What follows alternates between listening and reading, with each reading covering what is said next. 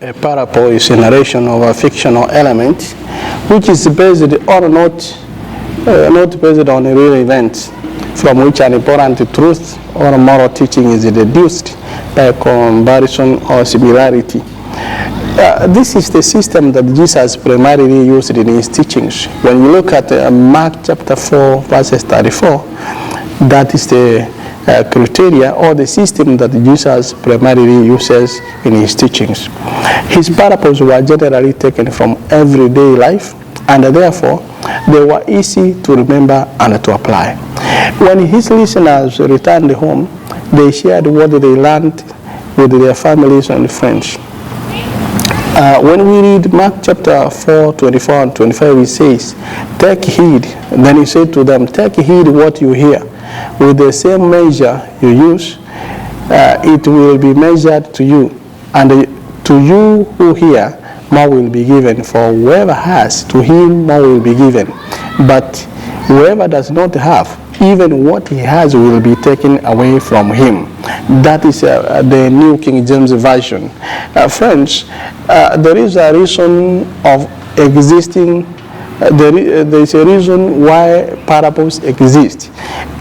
We are going to look at, in this quarter's lesson, we are talking about the book of Mark. And Jesus used parables when he was teaching. The reason of existing of parables, go to Mark chapter 4 verses 12. It says that they may be ever seeing but never perceiving, and ever hearing but never understanding, otherwise they might turn and be forgiven. You know, Jesus, his preaching revolved around the kingdom of heaven. If you look at the book of Mark chapter 1 verse 14 and 15, many of his parables were told to explain the nature of the said kingdom. So he used those parables to explain the nature of the kingdom. You look at chapter 4 verse 30 of Mark. But interestingly, the reason Jesus himself gave for using these parables is truly astonishing. He's saying in verse 12 that lest they understand or be converted or be forgiven. You know, this is not something that is new.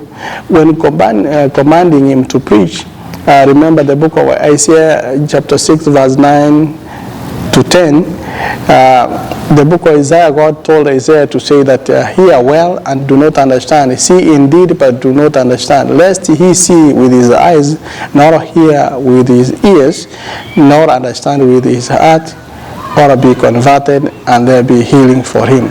So remember, the Bible says that he who hungers for the word of God will hear the truth and rejoice. But those who do not want to hear the word of God, no matter how simple this truth is presented, they will refuse to understand. They will refuse to change and even to achieve salvation. And therefore, that is the reason of why the parables exist. The parable, Jesus is talking about the parable of the sower. Let's go to verse chapter 4, verse 2 and 3. You see, there is a man who came out to sow. The sower came out to sow. That is the work. He's a farmer. Let's go to the parable of the sower. It may be something that happened or did not happen, but it's based on a really life happening to teach a certain lesson. In a few, when you look at verse 2 and 3, he taught them many things by parables, and in his teaching he said, listen, a farmer went out to sow his seed. So you see, there is in a few days, something happens. The sower is going to sow the seed. In a few days, the seed does what? It dies. When you see that's along the path, another between the stones, on good land, among thorns. So it fell into 4 parts. So in a few days, we see in the path, the seed dies. In a few weeks, that which was sown in between the stones, the seed dies. I want you to be very careful how I'm putting it. In a few days, it was along the path. The birds came and they ate it, they devoured it. And therefore what happened? Along the path, a few days, the seed died. In a few weeks, because it was among the stones, it may be a green pasture among the stones. In a few weeks, it took some weeks. When you read chapter 4, verse 5 and 6, the seed still did what? It died. Verse 8, at the end of the season, what happens? It was planted on a good land. At the end of the season, it bore good fruit. In a few months, that which was among the thorns, in a few months, the seed died. So I want you to follow that progression. Some fell along the path. You understand the climate of the path. It may not take months for it to die because it's along the way, along the path. And the birds come and eat them. So it's a few days it has died. It doesn't matter the duration, it's a few days. It took more than a few days, maybe a few weeks, some weeks, beyond the days, weeks. But because it was among the stones, it also died. The one among the thorns, it may have exceeded days, weeks, months, because it was in the conducive environment. The seed died, even though it took long to die. It may seem to prosper. It may look like something is prospering, but eventually it's going to die because it's not deeply rooted or sown in the right environment. So what we are saying here is that the sower and the seed do not vary. However, the result is totally different for each of the four terrains. It all depends on the way the seed is received. That is very important, that it all depends on the way the seed is received. Verse 14, here is the explanation of this parable. You know, people say that the Bible at times is contradictory. No, the Bible explains itself. In verse 14 of chapter 4, Mark, the farmer sows the word. So the seed is the word of God, and the sower is anyone who transmits it. Whenever verse 15, whenever something is done, they have no interest, and Satan leads them astray. If you go to verse 16, 17, others, they receive the word, but they do not endure the trials. Remember, we were talking about along the path. Along the path, Satan leads them astray. In the stones, they do not endure. The stones press them. They are pressed, hard pressed. They do not endure. And then what happens? They receive the word, but they do not endure trials. Among the thorns, they receive the word, but they become so comfortable, verse 18 and 19, so comfortable that they say, oh, we are really good. We are the remnants. We are the God's chosen people. So they are so comfortable. And then verse 20, they resist the test and do not settle. So they bear fruit because that is on a good land. So I'm asking, what type of soil am I? What should I do to be fruitful? Another thing we came to, there's also another thing that we also learned about is the lamp and the measure. You know, verse 21 said that do you bring in a lamp? Mark 4:21. He said to them, do you bring in a lamp to put it under a bowl or a bed? Instead, don't you put it on a stand? So, and verse 24, it talks about consider carefully what you hear. He continued, with the measure you use, it will be measured to you and even more. So I want to combine these two and say that I want you to visualize the communication. Do you bring in? No. Don't you put in? Well, of course. So Jesus knew how to get the attention of his audience. Now they are ready to receive the spiritual lesson. Because little by little, Jesus in verse 22 is revealing the truth of the gospel so that it will be known to all.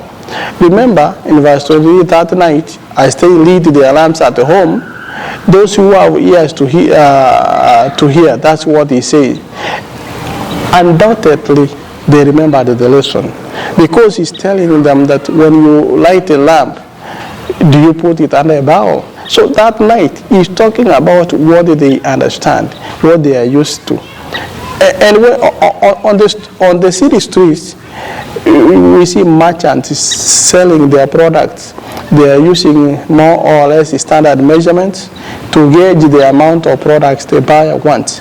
And therefore, if the seller is good, he will add a little more of the product to the measure to satisfy his customer because of the relationship that they have. But if someone is receptive to the truth, then they will get even more. But if you reject it, even the truth you have will be lost. That's what it means in verse 25. In verse 26, he's talking about the kingdom of God, what it's like.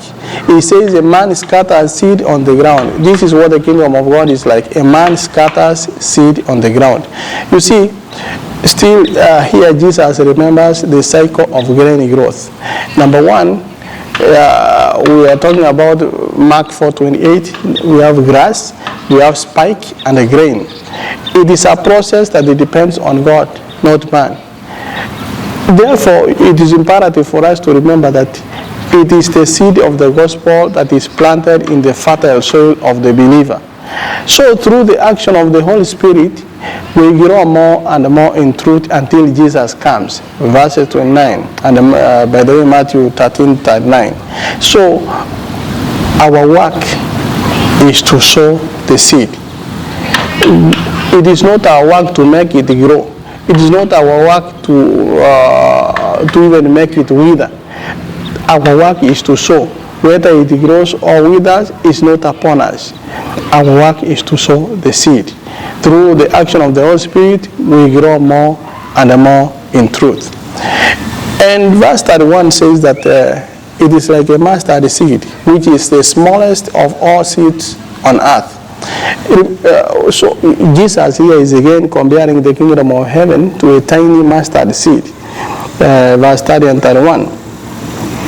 You see, after 50 days of sowing, a mustard seed reaches 30 to 40 centimeters in height, and it's already capable of producing a vegetable fruit. It can grow up to 7 meters high, that is around 23 feet. So it is small, of course. It was a very small, tiny seed at the beginning.